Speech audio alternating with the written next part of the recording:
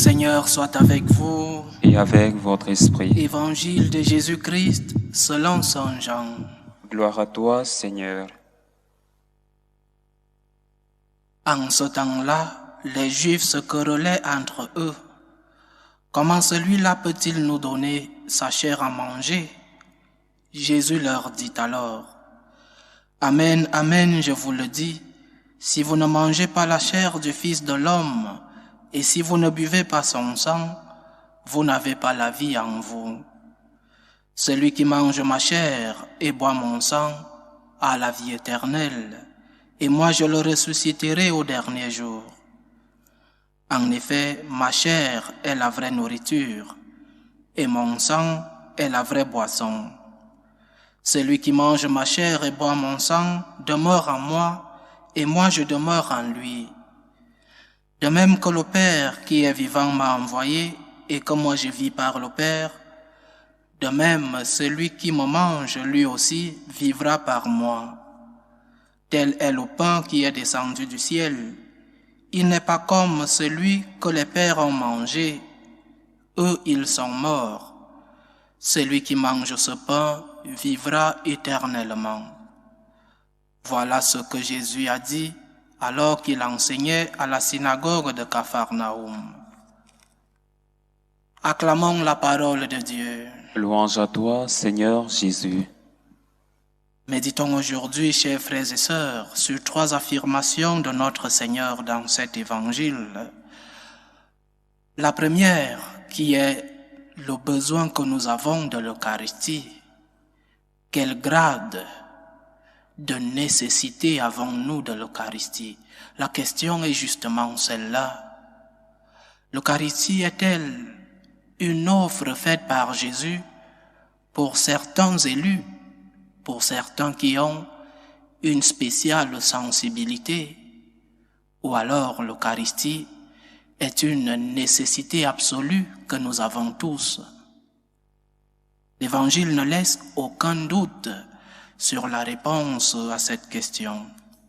Si vous ne mangez pas la chair du Fils de l'homme, et si vous ne buvez pas le sang du Fils de l'homme, vous n'aurez pas la vie en vous. L'Eucharistie est nécessaire pour nous tous. L'Eucharistie est nécessaire pour avoir la vie ici. Pas la vie qui est la présence du souffle, non. La vie en Jésus. La présence, la communion du Christ avec nous. C'est cela la vie. Et nous la recevons dans l'Eucharistie. Nous recevons cette vie ici. Et nous recevons la vie éternelle. La deuxième affirmation, l'Eucharistie nous alimente. L'Eucharistie alimente l'inhabitation de Dieu en nous. Nous savons que le Christ est réellement et sacramentellement présent dans l'Eucharistie, et donc cette présence substantielle de l'Eucharistie alimente, fait présent le Christ en nous.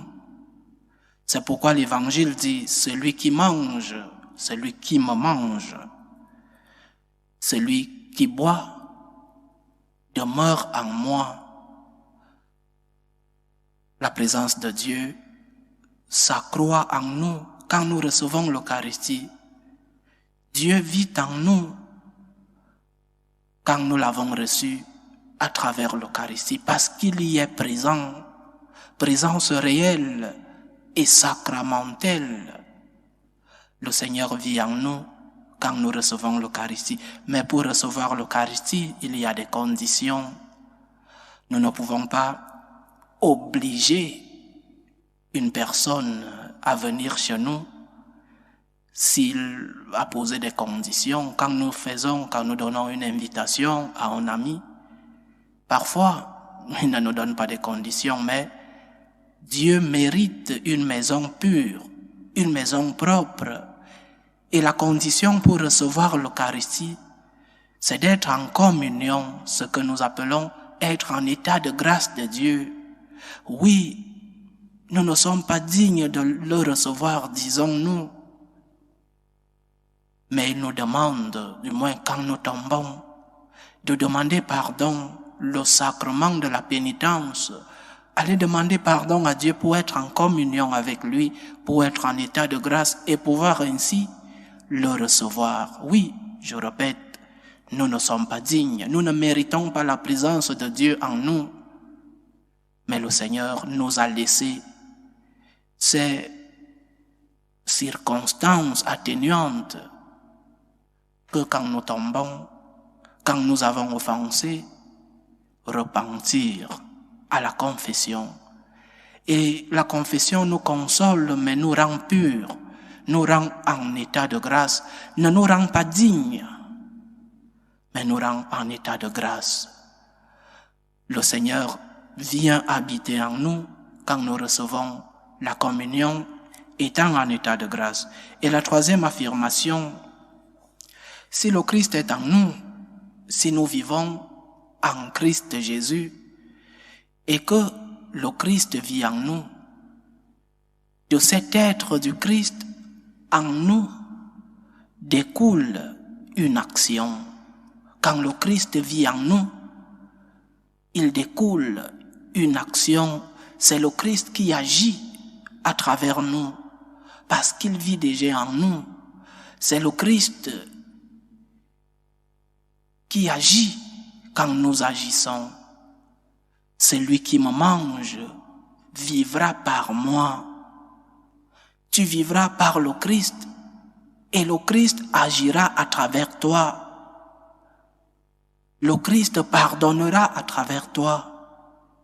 Le Christ aimera à travers toi. Le Christ parlera. Le Christ évangélisera à travers toi. Parce qu'il vit déjà en toi, il agira à travers toi. Dans la première lecture d'aujourd'hui, nous avons lu la conversion de Saint Paul.